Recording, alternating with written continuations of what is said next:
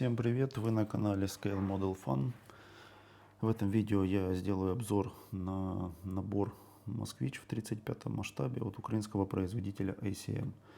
Набор этот появился в 2013 году и пополнил немногочисленные ряды легковушек в 35 масштабе. Данный набор состоит из 135 деталей. Размер автомобиля готового на коробке не указан, но я посмотрел, размер его 11,1 сантиметра. То есть модель достаточно компактная. Начнем обзор с бокс-арта и коробки. Лично мне бокс-арт этой модели и этого набора очень нравится. Это сочные цвета, синий москвич, просто красота. Так, по коробке. Знаете, есть такие коробки. Я такие встречал у Revell и у Звезды. Может быть, еще у каких-то есть производителей, я просто не помню. У них боковая загрузка. То есть достаточно мягкий картон. Здесь открываешь, сюда засовываются литники. На самом деле с ним очень неудобно работать, неудобно их доставать, неудобно их туда обратно складывать, неудобно полуготовую модель. Вы же, за один день модель же не собирается. Неудобно ее туда ложить. В общем, это неудобство. У ACM с этим дела обстоят намного лучше.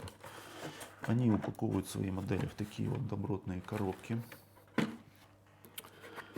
в которых удобно хранить. На нее даже можно что-то поставить, она не сломается.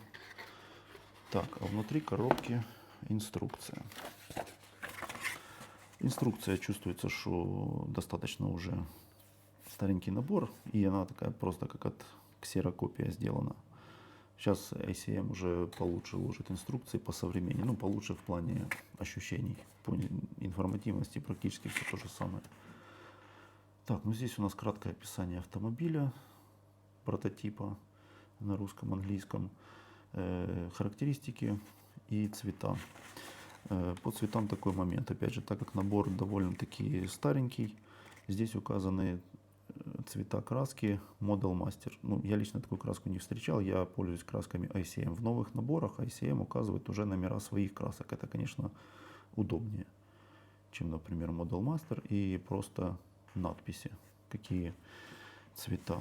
Так, инструкция. По самой инструкции она мне уже знакома. Я этот наборчик уже собирал. Даже скажу больше, это уже будет 4-й мой наборчик, если учитывать Opel Kadett, который является братом-близнецом Москвича. То есть по инструкции особых вопросов нету. Все понятно, все проиллюстрировано, разберется каждый. Опять же, так как инструкция и сам наборчик уже старенький, варианты цветов, окрасок здесь в черно-белых тонах. В новых наборах они уже цветные. Это, конечно, удобнее, скажу вам честно. Не страшно. С этим можно разобраться. Так, в самой коробке. Литники тоже были упакованы в такой целлофан. Я его снял для того, чтобы он не шелестел в микрофон. То есть здесь идет литник прозрачного пластика и 3 литника серого пластика. Также в наборе идет покрышки резиновые 5 штук и декали. Декали на 4 вида окраски. Так, по колесам. Они неплохо сделаны, у них нету облоя. Знаете, здесь бывает посередине какой-то облой, его достаточно сложно счистить. Тут в принципе все просто, все нормально. И деталировка у них неплохая. Маркировок шин нету. В принципе, не беда. Так, по самим литникам. Отлиты они хорошо. Облоя я не вижу. Смещений тоже не вижу. Деталировка. Про это я позже скажу, про деталировку. Сейчас мы посмотрим литники. То есть следов от толкателей в ненужных местах нету.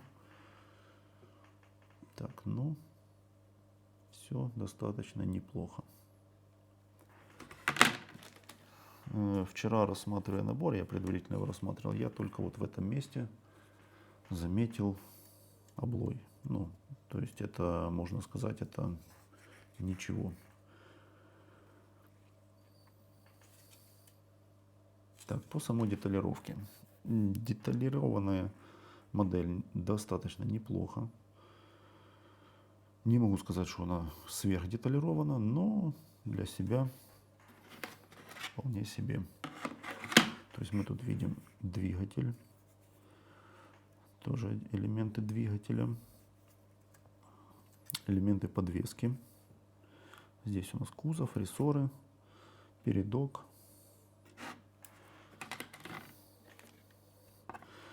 Подкапотное пространство неплохо деталировано. То есть можно сделать открытый капот, закрытый капот. Если сделать открытый капот, то в принципе, собирая этот наборчик, можно сделать неплохой двигатель.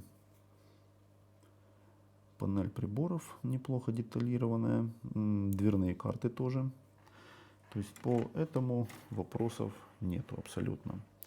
Как я уже сказал, я собирал Opel Kadett. Тоже ICM, это практически все то же самое, только там 2 двери вместо 4. Собирал такой же набор и собирал Москвич, но в кузове кабриолет. Это будет мой 4-й. То есть я уже по своему опыту могу сказать, какие есть нюансы в этом наборе. По сборке там абсолютно никаких проблем нету. По копийности тоже все на уровне. Есть некоторые упрощения на этом наборе. Например, вот эта деталь отлита одной частью. Мне бы, конечно, больше хотелось, чтобы она была отлита отдельно. То есть отдельно кузов, отдельно двери. Чтобы их можно было сделать открытыми, закрытыми. Окошко приопущено или поднято. Ну, в принципе, с этим несложно справиться, если поставить себе за цель. Здесь можно разрезать ножичком, пилочкой, чем угодно. И сделать открытую дверь. Благо, дверные карты позволяют это сделать. Они достаточно деталированы и получится вполне себе неплохо. То есть с этим справиться можно. Дальше идет еще одно упрощение, с которым уже ничего не сделаете. Это колпаки, которые отлиты заодно с колесным диском. Мне бы, конечно, больше хотелось, чтобы был отдельно диск, отдельно колпак. Тогда, собирая модель, например, заброшку какую-то, либо такой бывалый уже автомобиль, который достаточно долго ездит, без колпаков он бы смотрелся, конечно, гармоничнее. Но производитель нам такого выбора не предоставляет. Вот. Но если это все нюансы, которые могут нравиться, могут не нравиться, даже скажу больше, что возможно вот такие вот элементы и двери, которые не открывающиеся, для начинающих моделистов будет проще. Вот. Так вот, если это все нюансы, то скажу, опять же, по своему опыту, может для кого-то это не критично, но для меня это было не очень приятным сюрпризом. Это вот эта вот деталь, это руль, который отлит из 2 деталей. На 3 предыдущих моделях мне не удалось нормально собрать этот руль. Как с этим должны новички справиться, я тоже не понимаю. И почему оно не сделано одной деталью. Может быть, с тех времен, как я собирал эти модели, уже почти 4 года прошло. Может быть, на своей 4-й модели у меня таки удастся собрать эту нормально запчасть. Из-за того, что мне не удалось собрать в предыдущие разы, мне пришлось делать Москвич кабриолет с закрытым верхом. То есть я хотел делать с открытым, но пришлось делать с закрытым, потому что вот такая вот здесь деталь. Опять же, лично на мой вкус, это, конечно, минус. Так. Больше, к счастью, больше минусов в этом наборе нету. Тут даже я заметил, нужно показать вот такие вот на передке москвича. Видно вам? Вот на передке москвича можно вот такое вот сделать, покрасить. Будет вот как Кремль. Флажок, который тоже на передке идет. То есть по деталировке все достаточно неплохо. Забыл сказать, фототравление в этом наборе не предусмотрено. Так, дальше мы перейдем. Я хотел в рамках своих обзоров, я еще буду делать сравнение обозреваемых моделей с конкурентами. Под конкурентами я подразумеваю плюс-минус похожий класс автомобиля, ну, естественно, масштаб, который идентичен обозреваемому, и плюс-минус похожий класс автомобиля, то есть из одной эпохи и примерно одного размера. Ну, понятно, что мы не будем сравнивать «Москвич», например, с огромным «Мерседесом», я не знаю, на котором фюрер, например, ездил.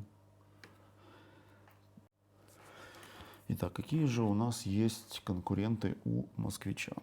Если вам хочется собрать в 35-м масштабе легковушку и в гражданской версии, то конкурентов у этого «Москвича» ровно два. Это тоже «Москвич» и тоже вот ICM, но кабриолет. И второй это ГАЗ М1 от «Звезды». По «Москвичу» кабриолету все то же самое применимо, что и к этому «Москвичу». Единственное, что у него открывается крыша. То есть можно собрать как закрытым верхом, так и открытым. В остальном он идентичен. По ГАЗу М1 я его собирал. Не могу вспомнить ничего плохого про эту модель. Неплохая модель. Колпаки съемные. Вот. Но в принципе из гражданских я больше не припоминаю, какие можно сравнить. Еще бы хотел обратить внимание, ICM по какой-то причине выпустила «Москвич» только в кузове седан и кабриолет, несмотря на то, что в принципе выбора было много. Помимо седана и кабриолета были еще пикапы, медицинские версии, универсалы с деревянным кузовом, спецверсия АПА-7. Ну, в общем, вариантов много. Может быть, когда-то ICM и запустит или все, или хотя бы что-то одно или несколько из этих. Я бы лично был этому очень рад.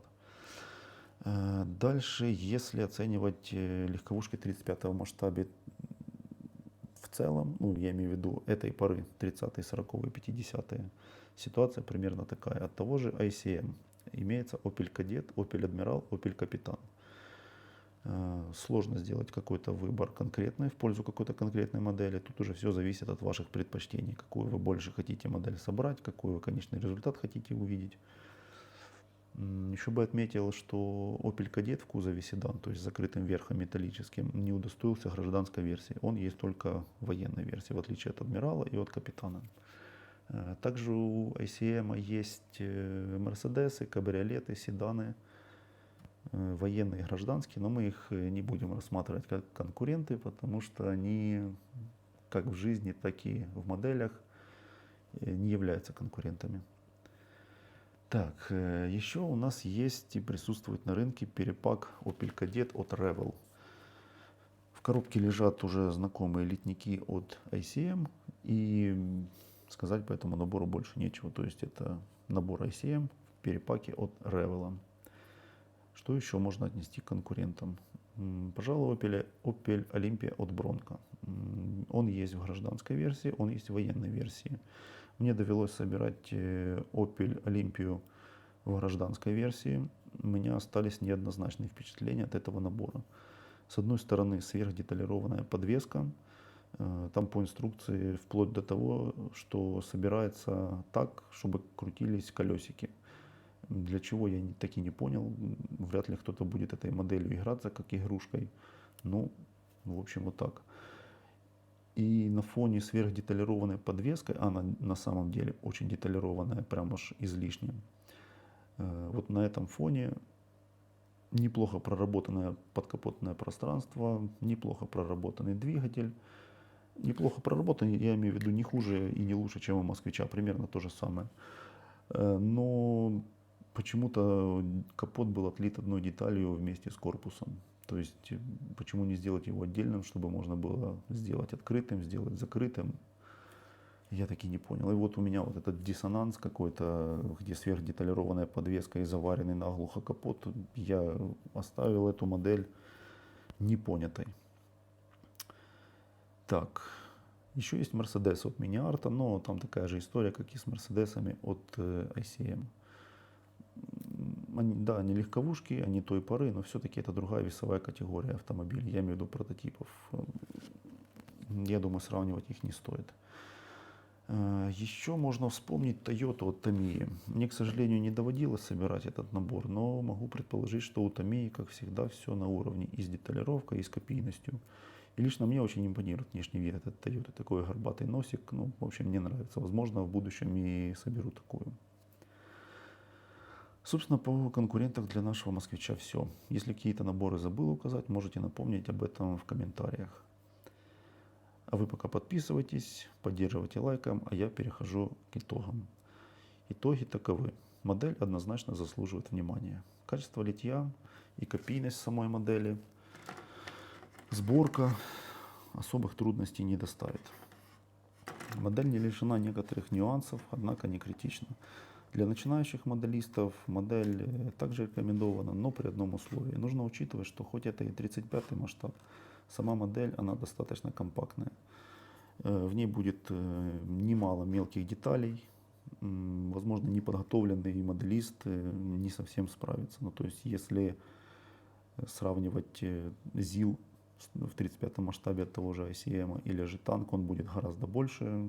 И, как по мне, он будет, несмотря на то, что он больше и в нем больше деталей, он будет проще в сборке. Но это мое мнение. Ну, а в целом, я, конечно же, советую брать эту модель, собирать и получать удовольствие от своего хобби. А я с вами прощаюсь. Спасибо за внимание и не забывайте оценивать видео лайком. До новых встреч.